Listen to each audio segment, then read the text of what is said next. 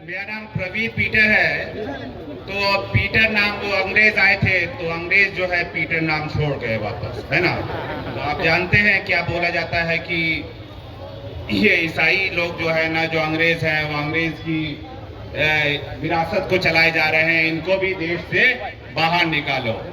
तो साथ में ये जो हम देख रहे हैं वक्फ कानून के तौर पे जो आया है, वो हम जानते ही है कि केंद्र सरकार जो है, वो भाजपा के द्वारा जो केंद्र सरकार है, वो उसकी राजनीति क्या है, वो संविधान के आधार पर चलने वाले देश को, सेक्युलर जो संविधान की अवधारणा है, उस देश सेक्युलर अवधारणा को वो हिंदू राष्ट्र की अवधारणा में तब्दील करना चाहती है। अल्पसंख्यक, चाहे वो मुसलमान हो चाहे ईसाई हो, खासतौर से ये जो दो समुदाय है अल्पसंख्यक, इनके पीछे तो ये पड़ी है और इनको दरकिनार करना चाहती है।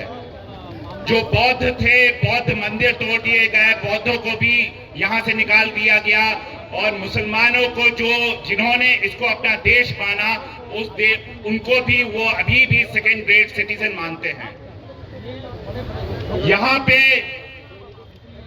पिछले चुनाव के समय भी ये बांग्लादेशी घुसपैठियों की बात करते हैं, संथाल परगना में घुसपैठियों की बात करते हैं। वो इसीलिए करते हैं कि वो बोलना चाहते हैं कि यहाँ के जो मुसलमान हैं वो यहाँ के नहीं है, वो बाहर से आए हुए हैं और उनको देश से निकालना बहुत जरूरी है, चुन चुन के उनको निकालना है। और इसलिए सीए, नागरिकता, एनआरसी की जो कानून आया, वह भी यही था कि जिसको अभी तक हम इंप्लीमेंट नहीं करने दिए हैं, राज्य सरकार भी इसको इंप्लीमेंट नहीं करने दी है, और हम चाहते हैं कि राज्य सरकार इस वक्फ कानून को भी यहाँ पे इंप्लीमेंट नहीं करने दे। सीए, एनआरसी का जो कानून है, उसमें वो हर मुसलमान का कागज देखना चाहते थे, लेकिन उसमें मुसलमान का ही कागज नहीं, उसमें आदिवासी का कागज भी देखा जाएगा और बोला जाएगा कि हे आदिवासी, तुम जो बोलते हो तुम मुसलमान थे और तुम आदिवासी अब बन के अपना नाम करके यहाँ पे बैठ गए हो। तो ये सिर्फ खतरा सिर्फ मुसलमानों के लिए नहीं है, आदिवासी के लिए भी है, ईसाई के लिए भी है, और यहाँ के सारे लोगों के लिए है। तो ये जो जमीन जब्त करने का कानून है, जो हम लोग को सीमित किया जा रहा है, एक तरह से लैंड ग्रैब करने का ये प्रयास है और कॉर्पोरेट को देना चाहते हैं ये जमीन। इन्होंने अभी जब से वक्फ की जमीन की बात की, तो वक्फ की जमीन के बाद फिर केरला के कैथोलिक जो चर्च है, वो वहां पे उन्होंने इस वक्फ कानून का सपोर्ट कर दिया, लेकिन वो इसलिए किया क्योंकि वहां पे केरला में ईसाई और मुसलमानों के बीच में कशमकश चलती रहती है। लेकिन मूल अवधारणा यह है कि पूरे देश में अगर अल्पसंख्यकों के अधिकार की रक्षा होनी है, तो सारे अल्पसंख्यक को एक साथ आना होगा। यहाँ के कैथोलिक चर्च को भी, यहाँ पे जो गुरुद्वारा के लोग हैं, जो बुद्धिस्ट लोग, सबको एक साथ आना होगा। और इसलिए हम लोग को वक्फ कानून के सपोर्ट में ये जो मुस्लिम समुदाय का जो आंदोलन चल रहा है, इसमें आदिवासी, ईसाई सबको एक साथ आना होगा। एक कविता थी साथी की, एक मार्टिन निमोलर थे, और उन्होंने बोला कि वे आए कम्युनिस्टों के लिए और मैं कुछ नहीं बोला क्योंकि मैं कम्युनिस्ट नहीं था। फिर वे आए ट्रेड यूनियन वालों के लिए और मैं कुछ नहीं बोला क्योंकि मैं ट्रेड यूनियन में नहीं था। फिर वे यहूदियों के लिए आए और मैं कुछ नहीं बोला क्योंकि मैं यहूदी नहीं था। फिर वे मेरे लिए आए और तब तक मेरे लिए बोलने वाला कोई नहीं था। तो साथी, फर्स्ट डे कम, मार्टिन निमोलर की ये जो कविता है, ये यही बताते हैं कि हम लोग चुन चुन के उनके निशाने पे हैं, चुन चुन के, लेकिन तो भी हम लोग देखेंगे वो दिन के जिसका वादा था, हम देखेंगे। और ये जो तख्त पे बैठे हुए हैं, हम उनको तख्त से नीचे करेंगे, चुनाव में नीचे करेंगे, और साथ ही साथ राज्य सरकार में इसको हम लोग इंप्लीमेंट नहीं होने देंगे।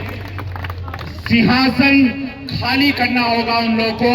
और ये जो डेमोक्रेसी को इन्होंने राजगद्दी के तौर पे, एक तरह से हिंदू राष्ट्र के तौर पे, पुराने राजा के तौर पे ये चला रहे हैं, जहां पे सिर्फ एक नेता की चल रही है और बाकी कोई भी नेता इनके नहीं बोलते हैं। ये अपना जो बहुमत जो है हमारे गले के नीचे जो डाल रहे हैं, उसको हम लोग को लड़ना होगा। ये मेजॉरिटेरियन रिजीम जो है, मेजॉरिटी बहुसंख्यक के आधार पे जो हमारे गले ठूसा जा रहा है, उसके विरोध में हम लोग को आवाज बुलंद करना है।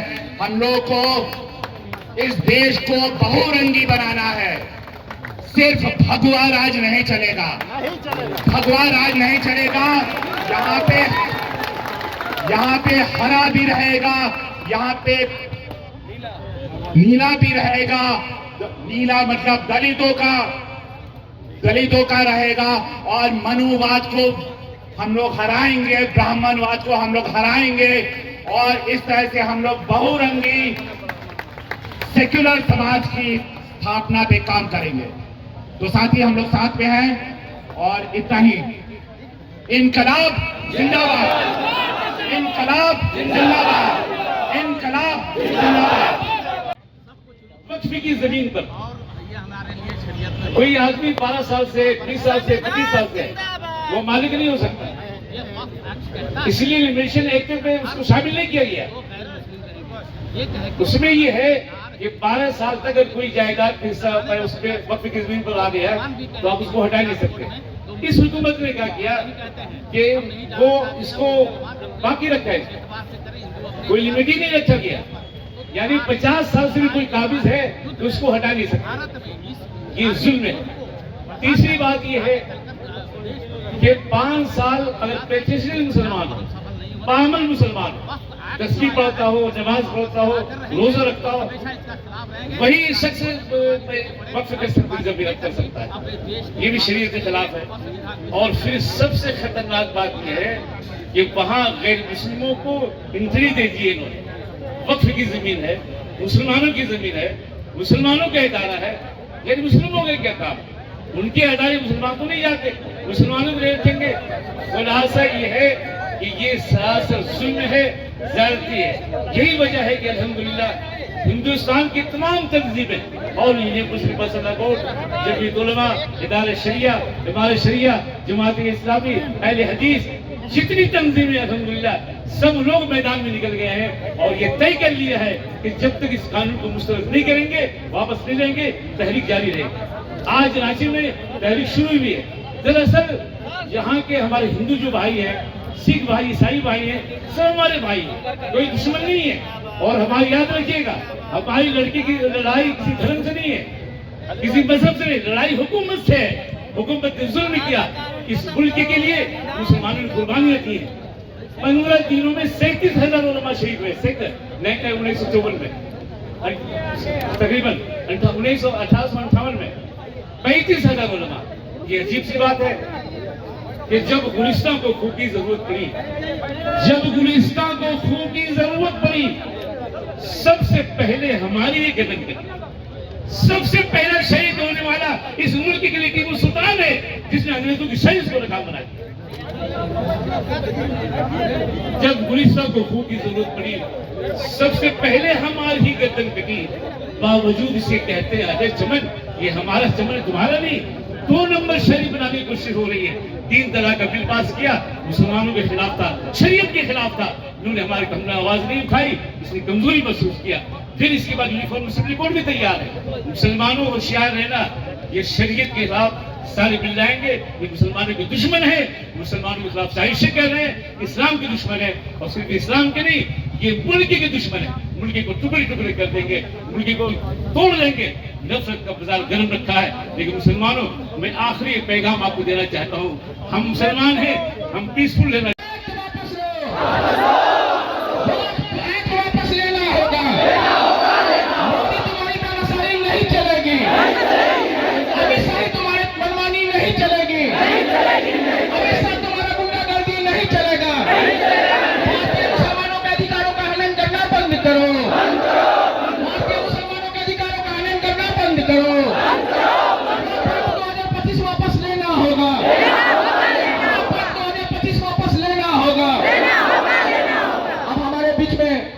मीडिया वाला बंधु लोग से गुजारिश है कि कार्यक्रम को चलने दें।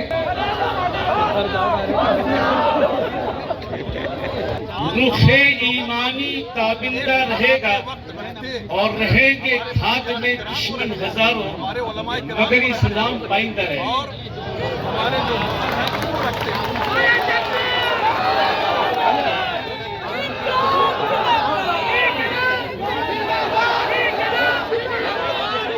ये पक्ष तरमीम एक जो बनाया गया है, बहुत देर तक बात तो आपसे नहीं कर सकते। के प्रोटेक्शन के लिए आर्टिकल 20, 26 है, 29 है, तो ये सारे आर्टिकल्स हैं जो माइनॉरिटीज के राइट को प्रोटेक्ट करते हैं। ये दुनिया में हर कंट्री में है इस तरह के कानून, इसलिए कि वेजिटेरियन व्यूज पर थोपा नहीं जा सके, इसलिए प्रोटेक्शन दिया गया है। और ये उसी आर्टिकल के तहत हमें जो राइट मिला है वो हमारा वक्फ एक्ट भी उसी को प्रोटेक्ट करता है।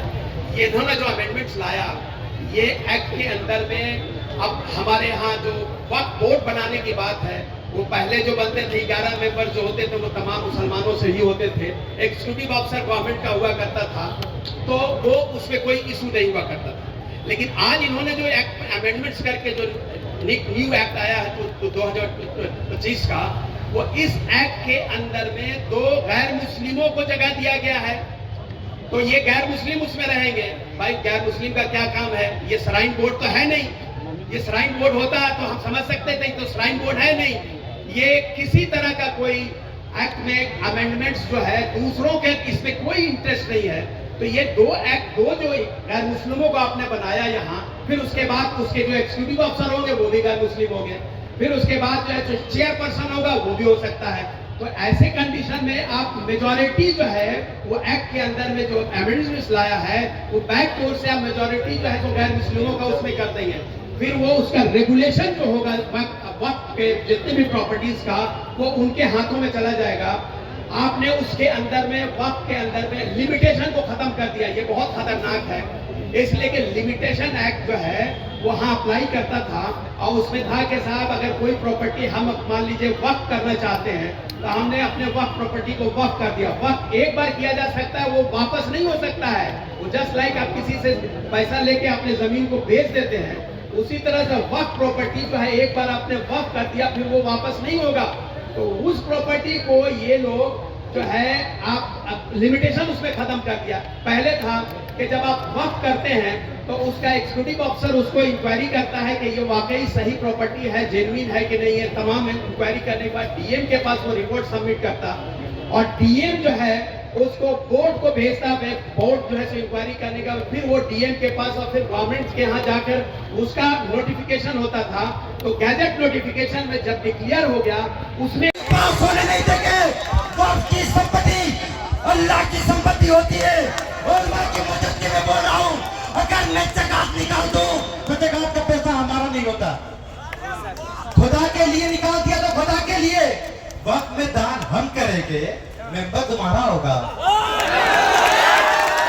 कहते हो महाराज कि मुसलमान होने के लिए 5 साल का सर्टिफिकेट चाहिए, वही वक्त में संपत्ति में डोनेट कर सकता है।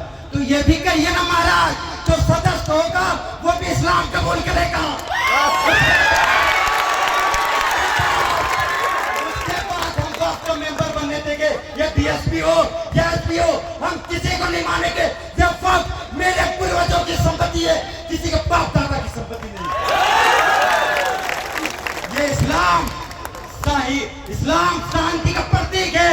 हम प्रॉफिट मोहम्मद को मानते हैं, हम इस्लाम को मानते हैं। नेल्सन मंडेला हो या महात्मा गांधी हो, उसने इस्लाम करबला से सीखा है। हम करबला के मानने वाले, हम लड़कारों मत, हम 72 में तो हजारों को हरा सकते हैं।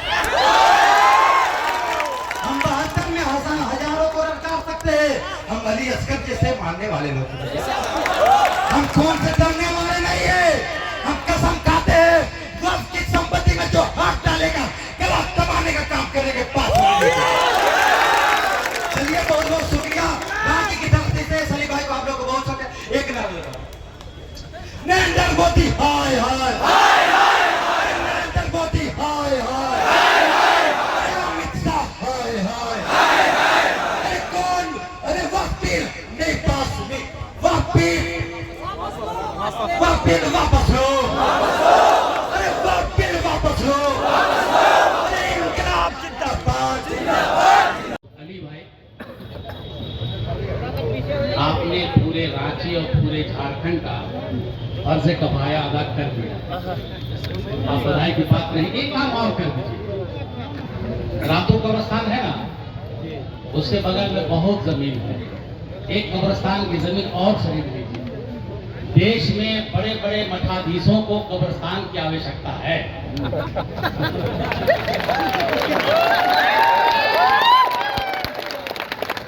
आप नहीं दीजिएगा, वह छीन लेंगे। पहले ही से तैयार रखिए, जेसीबी भी होगा आपके पास में, खुदवा रखिए। और ये मेरे पास जो आर्टिकल है, वो आर्टिकल की कॉपी है।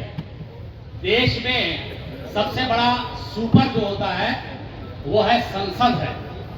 संसद में मुझे यकीन नहीं आ रहा कि कोई बहुत बड़ा खुला झूठ बोल सकता है, मगर इस देश का सत्यानाश करने वाला बहुत बड़ा खिलाफ है, संविधान के खिलाफ है, माइनॉरिटी के खिलाफ है, दलित के खिलाफ है, बाबा भीमराव अंबेडकर के उद्देश्यों के खिलाफ है। अगर इस वक्त एक्ट को पार्लियामेंट में फिर बदल नहीं दिया गया, वापस नहीं लिया गया, तो हम भारत सरकार की ईंट से ईंट बजा देंगे। बस यही रखिए, यही रखिए। अभी तो थोड़ा ही से लोग जमा किए हैं अली भाई। और अदालत आजकल क्या हो गया है बड़ी भाई, बस ये लास्ट बात है, ये आजकल क्या हो गया है, अगर कोई झगड़ा हो तो कहां जाते हैं? अदालत में जाते हैं, अदालत में जाते हैं। अब क्या कर रही है सरकार? सेंट्रल सरकार कहती है कि अगर कोई झगड़ा हो, लड़ाई हो, तो इंसाफ के लिए अदालत मत जाना। कहां जाना? डीएम के यहाँ जाना, डीसी के यहाँ जाना। मतलब यह है कि इन्होंने इस एक्ट के जरिए से अपने अफसर को जज बनाना शुरू कर दिया है। मतलब यह है कि अब भारत में हिंदुस्तान की अदालत नहीं चलेगी।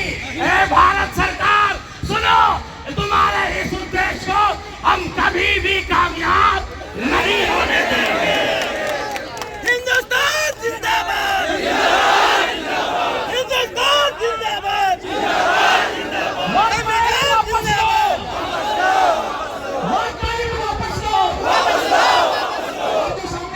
पीछे जाओ।